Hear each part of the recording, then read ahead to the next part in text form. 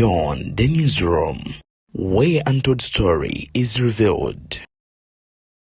Kubiti yani media beyond at the newsroom gwe mkutu sema kutu kwoli nzedeni yaliwo okubanga nkutusako ensonga ezenjawulo nga bwe zitambula mu ggwanga letu Uganda. Kansubire nti musibyeyo bulungi ate na buli kyemutuusizaako engalo era kitambudde butereevu nnyo nnyini ddala.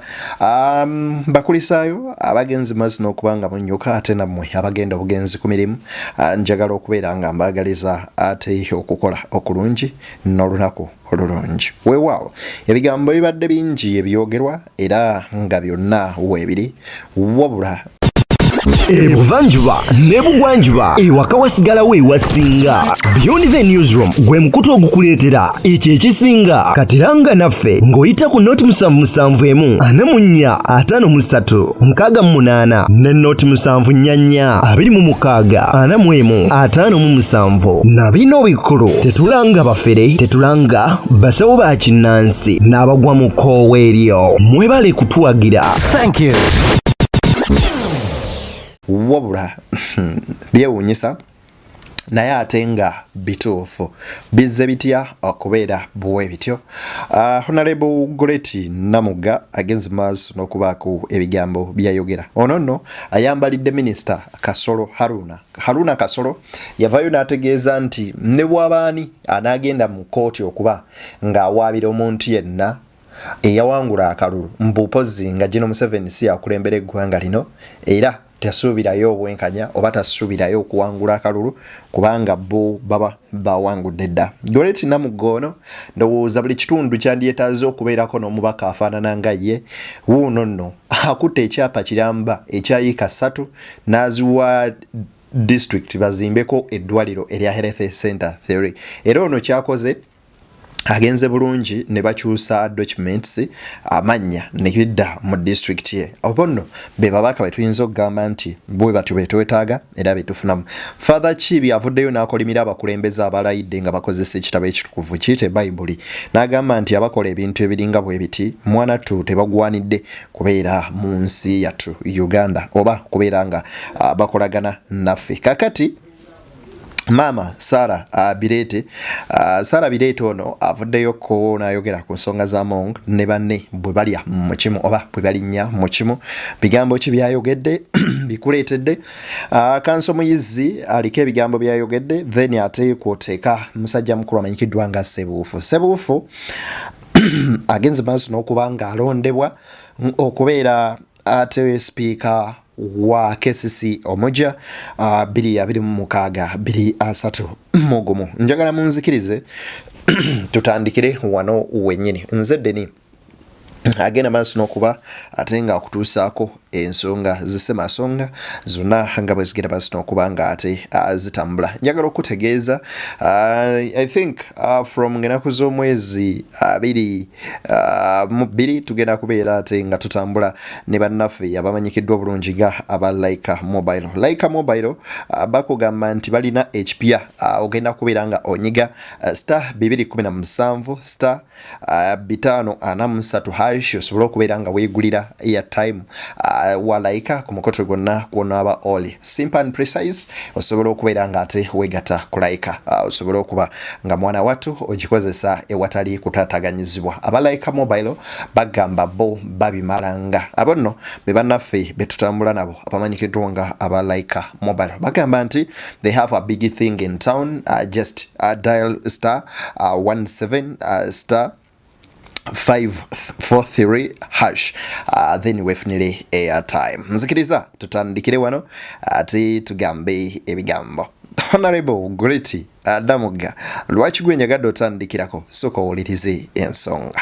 Mpabula okufuna ka health center fo nasooka balabisa n'engula ettaka twagula ettaka nembawa ika 3 ekyapa ika 3 bategeke eddwaliro health center fo kubanga bagamba government ena sente battaka okimanyi nti bwe namala oddigula ne bagamba bwe munaalizimbako ka Namugga kagenda kusikowalinga nnyo ettaka ne balizira ne bagenda ne bagula 5 ku 10 ne bateekako eddwaliro naye achievement gye nafunye nti atise eddwaliro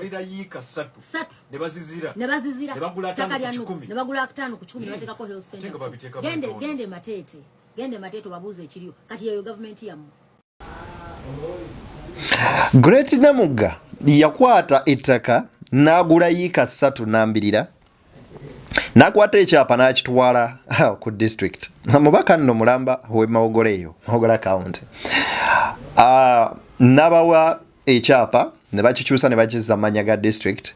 Wabula olwa gavumenti ya General Museveni okubanga bo n'okuswala bati mbone bati okuswala ne bagenda basi n'okubanga bagula katano ku 10 naye era yagamba nti she is thankful to God that bazimbye yadde bakatadde ku 5 ku 10 ke basobodde okubanga beegulira n'abaffe gavumenti yaffe izo sente ziteekawa wamma we credit omubaka Great Namugga olokera ku macha nolowooza ku balonzi bona abantu kubanga eddwaliro eryo by the way bwe liba mu kitundu teriyamba abantu ba mu kitundu obokka terigenda kujjanjaba Namugga alina sente zisobola omujjanjaba oba oli awo n'omufulumya bweru w'eggwanga n'ekiba kikulu nnyo okulowooza ku bantu abakuwa akalulu abonna abakuyirawo omubiri be bantu be bamu abayeewaayo gwosobola okubeera nga ofuna position mwoli newankubadde nga bangi bo beerabira abantu abo ababa batuusizza mu bifo ebyo naye nga si ekyandibadde ekyokola oba si yandibadde enkola entuufu yandibadde nti omuntu bwagenda mu bukulembeze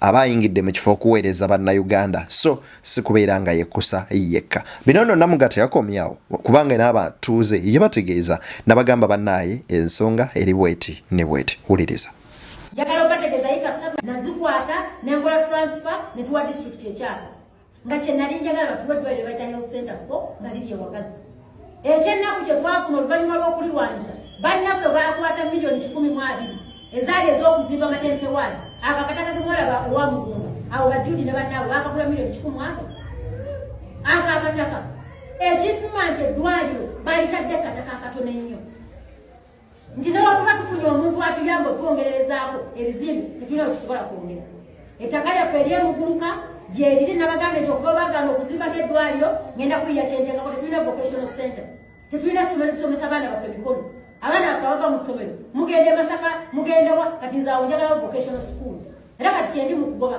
batuterewo essomero ly'emikono abaana bakole ki abaana bagende basome so eddwaliro eryo lizimbiddwa gavumenti maanyi gaffe era kugamba byakugambye mbajjukiza Sembabule district temwina ddwaliro ya district ensonga gye babawa temwina ttaka emyaka 35 temwina ttaka ensonga temwina ki so bino ebitono bye tufunyeko ebitugatta bakadde bange tubisiime byonna tetuyinza bikola naye mukkirize nti kati mwina obukulembeze One woman army amanya abasajja be batera ennyo okakozesa nti one woman is army nti nze nnyimirira mu kintu omuntu omu n'ekiggwa but we should give thanks to Honorable Great Namugga. For real, she has been outstanding in that 11th Parliament. Era y'omu ku abo ababaka ba Parliament betusaana okreditinga kubanga ku ground gyali mu Parliament gyali kyokka nga ne mawulire gyali kyokka tetulinayo ababaka nga ku ground tebaliyo mu Parliament tebaliyo nga bali mu nkubo za Parliament ekyennaku nti waliyo n'abo abatali yadde mu nkubo za Parliament era nga tebalabika nga gwe tojja balabako ku TV bameka ne be bakyaza ku program mu babalira ku ngalo TV ene ekyaza gundi ku Monday eri endala n'emuzza ku Lwokubiri endala ene mutwala ku Lwokusatu endala ku Lwokuna endala ku Lwokutaano be bamu be bali mu kutambula bwe bati babanga ba YouTube mu kwetolooza kantu bwe bati akyadde wagundi yegundi negundi negonti naye Namugga mu Parliament eno eye11 gye tukubye oluku mu mutwe y'omu ku babaka ababadde so influential era abakoze obulungi tukwebaza awamu olw'okulumirirwa abantu bo most especially olumirirwa bannayuganda kale njagala kukuwa bigambo bino bambi kansooke nkuteere wano owulire father kyakoze abasajja bano abaalayirira ku bayibuli zaffe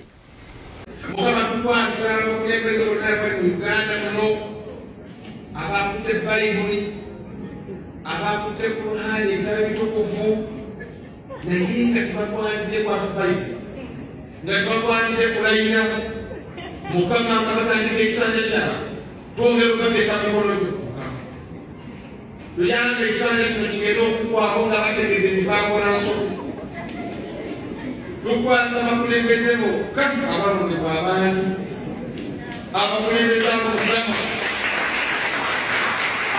okutuula n'ofiisi ezeezo mukama bw'oba okkiriza okutuula kubanga ekwedanyire byonna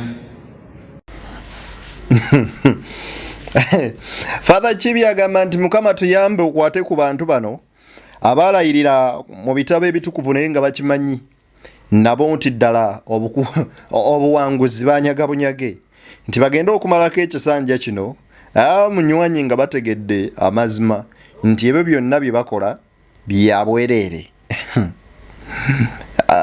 Kale musajja mukulu amanyikiddwa nga Sebuufu oluvannyuma lw'okubeera nga yalayidde ne bakansala abalala nga Lord Mayor alayira olunaku olwaleero alondeddwa okuba sipiika wa KCCA omuggya ono naddigde Zahara Luyirika mu bigere nga Zahara ono kaakati mubaka wa Makindye East era ali mu paalamenti n'okulayira yamaze dda weewaawo kati yakutte nkasinga Speaker wa KCCA wali eri olukiiko olutwala ekibuga Kampala. Kankuweewo birabe ebibadde mu kulayira. I, John Mary Sebuufu, swear in the name of the Almighty God that I be faithful and bear true allegiance to the Republic of Uganda, and that I will preserve, protect, and defend the Constitution of the Republic of Uganda. So, help me God.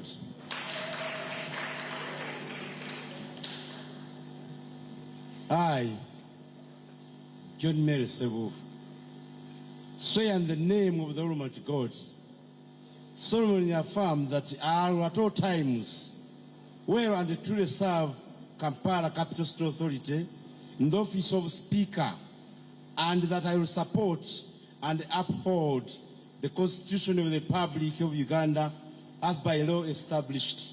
So help me God. Congratulations, Honorable Speaker. Thank you, Your Worship and team. Please come and sign your oaths. Honorable John Mary Sebuufu bw'atyo ng'alayira musajjatu era n'atandika okukakalabya emirimu gye nga speaker wa KCCA omuggya. We congratulate you, Mr. John Mary Sebuufu. Bino nno byonna byabaddewo olunaku luno olwaleero.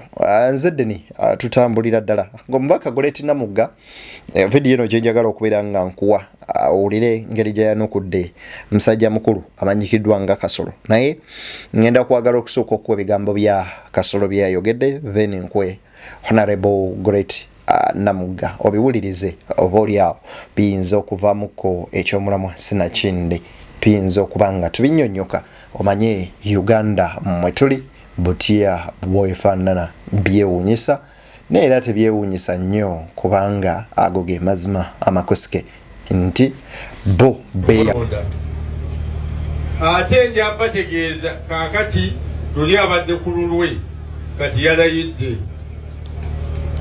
akulira NRM ye President Museveni bano babaka b'NRM babaka ba kibiina ky'NRM babaka President Museveni bwe yatutte omubaka w'NRM mu kkooti tiwawaabidde oyo yennyini wawaabidde President Museveni.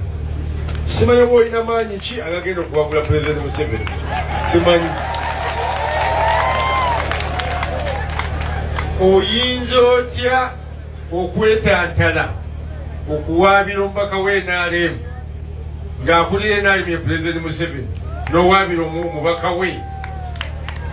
Ekibiina ky'NRM kiyimirira ku babaka ab'NRM saba independent ab'NRM era kwe tusinza n'okufuna ensimbi ezitambuza emirimu gy'NRM. Kakati ono aleese ensimbi mu NRM ng'ate omwabira omugyeyo ani agenda okukkiriza? Njakwebaza abakozi ba gavumenti abazze wano kaawo ne diso ndowooza abantu abeerabidde okujja tebaategedde tyakulira abakozi bonna wa ajja, ndowooza tebaategedde nti minisita ow'amaanyi omukulu waali ajja, era tebaategedde nti n'amyuka ssentebe w'NRM ajja, beerabidde. Wow. Ebigambo bino byonna musajja mukulu ono nagenze maaso n'okubeera nga abyogera. Omanyi bino byonna bijja ne bibaawo era ne byogerwa oba oliawo ne bikolebwa naye ekyamazima matuufu nti tuli mu Uganda nga mulimu abantu abalina eryemanye nti ffe tuli mu buyinza era okeera otya n'ogenda n'owabira President Museveni kino nekiri anyway okuwabira omubaka wa NRM n'omutwala mu kooti ekyo oba otutte butereevu geno Yoweri Museveni ekitegeeza yaba yakutuma obululu bwa banno naye Namongo bw'ati oyo yali ayogera manyi ffe tugamba kaba kaseera akako bwe katuuka munywanyi nga nawe ekye-experiencinga time will tell. That is the only thing that we can say so far. Nera nga tukkiriza nti ebiseera bijja kukola ki kweraga. Anyway, njagala kujjayoko eyo ate nkuwe ebya Namugga owulire engeri gye yayanukula Kasolo muje wono. Kino njagala nkyogere bannaffe abali mu buyinza mu kiwulire. Mwami Kasolo yabadde ku mukolo ogumu n'agamba mmwe batutte ababaka b'NRM mu kooti oba babaka oba chairman na mwenna buli gwotwala mu kooti ngali mu kifo ky'NRM oba tuteyo mwami Museveni president era temulowooza nti muyinza okuwangula president nsabo balo opera abantu bekyotera nti honorable minister Kasolo kubanga abadde minister ekikolwa kye yakoze okukwata omuzindaalo n'akudaalira banna Uganda nti mugenda mu kooti mumala budde kooti zaffe mu kifo ky'okugenda mu kooti ensonga zammwe mugende muzeekolereko oba mwettireeyo oba mwekubireeyo ekyo kye muba mukola kubanga buli lwomalamu abantu amaanyi ag'okukozesa formal structures oba obasindika nga bagamba mugende mwekolere ku nsonga zammwe wano wensinzira okusaba abakulembeze mwenna abalina ebifo mutuyambe temukakkanya bifo ebyo temutuleetera kulowooza nti temusaanidde. Honorable Minister Kasolo, that was a very big embarrassment. Oteekwa okuvaayo weetondere bannayuganda Mr. Kasolo sebo abantu oweetondere honorable kubanga n'ekyo ekya honorable nakyo it is a title nti ebikuvaamu tubisubira okuba ebyo honorable tosobola kuvaayo n'otegeeza abantu nti buli eyagenze mu kooti yagenze mu kooti ezo si kooti temusobola kuwangula abamuyinza nti honorable Namugga kituufu kino njagala kibategeeza nti the reason as to why at times people opt for non-judicial remedies. Non-judicial remedy kitegeeza okukozesa mob justice okwekolera ku nsonga zaabwe ogenda ku nguudo bookya ebipiira okwekolamu omulimu gw'okwetirimbula because bawulira nti bafunye bwenkanya. Ffe mu nsi y'obugunjufu newankubadde at times we are pushed beyond olina atulowooza nti tusobola okukola ekyo nze sikiwagira. I don't support it. Sikiwagirangako naye ate kyabulabe nnyo okuva mu kamwa k'omukulembeze. Mr. Kasolo Honorable, you owe us an apology. Njagala okubategeeza bannayuganda, I believe fena buli omu asobola okuba ne reservations of about how the system is run. Tokkanya na bitambula. You are very disgruntled. Yes. Naye ekyo tekitegeeza nti abantu batulowoozese nti tugenda bagamba tukimanyi system volongoto. Buli kimu kyayononeka, buli kimu kyafa. But we believe ffe bannayuganda we have a duty okulaba nga tukomyawo sanity mu bitongole bya government. Buli wamugenda mu makooti yengeri yokka gye musobola okomplaininga oba okulabisa government nti twasalawo genda mu kooti, this is how they've behaved. So it leaves us with no option other than using other means okulaba ntufuna obwenkanya. Honorable Bireete Namugga ensonga zino azigyeyo bulungi era byonna abyogedde bulungi nti omuntu ekimutwala mu kooti kuba kulaga butali bumativu bwe oba butali bwenkanya. Neggwe buli lwokera ku makya olage omuntu oyo nti ekikututte mu kooti tekirina makulu. Ekyamazima matuufu omuntu oyo gy'oba omusindise oba omusindise at least kukola mob justice okulaba nga ye yeenoonyeza obwenkanya mu ngeri emu oba endala nga bw'ayinza obufuna. Kyokka kya bulabe nnyo nnyini ddala eri eggwanga lyattu Uganda. Era gwe bw'okola statement bw'etyo oba okyeraze lwatu nti oli omu ku abo abasinga okukkiririza mu mob justice era ng'ogamba nti oli yenna avaayo n'agamba nti asobola okufuna obwenkanya mu kooti z'amateeka oba ezitaputa amateeka mwana tu aba yeerimbye. Ekyo nno kitegeeza ki? Kiba kitegeeza nti eggwanga Uganda lyerekedde akaseera akazibu oba liri mu ntate. Anyway, ebyo nno saagala bbirwamu nnyo. Lwaki saagala bbirwamu?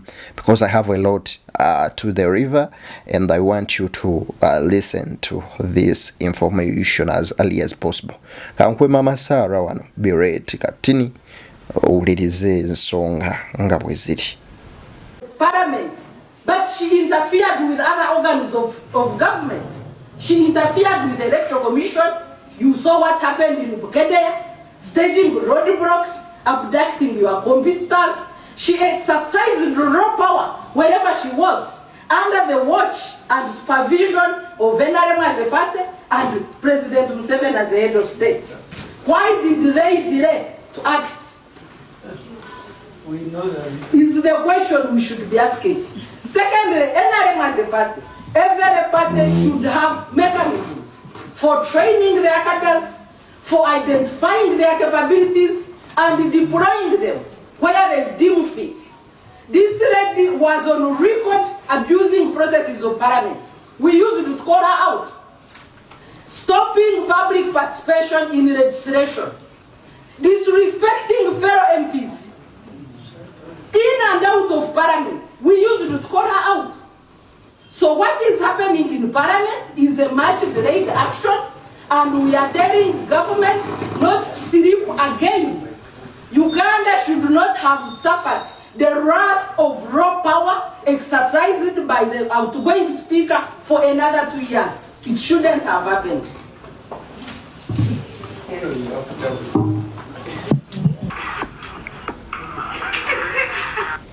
Dr. Sarah Bireete wakati mu kwogera kwe akamudde ku ddoboozi agamba nti tetwandibonyeebonye na bino byonna, naye Yoweri Museveni ku nsonga ezibadde zitambulira ku mukyalo ono kyekyabalwisayo okuvaayo okubaako kyemukola. Byonna agamba nti bino bibanga kutusiba katambaala ku maaso. Kyokka ng'eggwanga lyattu lidobonkana liggwawo liseerera livugwawo livunda olw'abakulembeze ab'ekibogwe bwe batyo. Anyway, nzikiriza nkwenamugga wano neera. Okugogola government ekyali nzibu nnyo. It is going to be a hurdle. Kubanga awamu tulina okukwata tetukwatawo. Ewamu tulina okukwata tetukwatawo. Our humble prayer is saawa zino muli basanyufu ng'eggwanga liri scattered. Ng'abakulembeze abeesimba ku bifo eby'enjawulo abamu n'okujja mu ggwanga lyabwe bawulira nga balimu okujugumira. Why should we have a blood election? Tutegeka tutya akalulu ne tugula biometric machines nga tukozesa sente za mu wa musolo. Obuma ne butakola ne watabaka abuuza lwaki obuma tebukoze. Nga tonnabuuza accountability y'oli. Obuma buno obutakola mu biseera by'okulonda. Who is accountable? Ne butakola mu kalulu akali very important. Ak'omukulembeze w'eggwanga n'ababaka ba parliament. Efo bina bya mugaso. Naye ekifo kya president, ekifo ky'omubaka wa parliament tokigeraageranya kweru C5. Naye kali ne kakola buno ne bugaana okukola ki? Ne bugaana okukola. Somebody, business as usual. Then people come out and set their own agenda. Somebody, business as usual. Then people come out and set their own agenda. Bireete Namugga agamba nti ebyo by'okunenyezebwa ko bingi n'ebyokwogera. Nga bwe basaba oli accountability, tutunulire ku bino bye tuyiseemu mu kalulu. Nga lwaki tuba n'akalulu ak'okuyiwa omusaayi, nga lwaki tuba n'akalulu akafaanana nga kano ke tuvuddemu. Bino byonna okusinziira ku Honorable Bireete Namugga abivumiridde mu mbeera yonna gye birimu era gye byatambulamu. Njagala munzikirize wano wennyini mbamba siibulira tusisinkane nga Gulude nakkiriza. Nze Deni tuli ku Beyond Other Newsroom. Njagala obbasaba n'obuwombeefu obw'ekika ekya waggulu video gimpire like. Bw'ogiwa like ejja kudduka emisinde mingi tuuke ku buli sekinoomu asobole ogenda maaso n'okuba nga agifuna. Bye bye.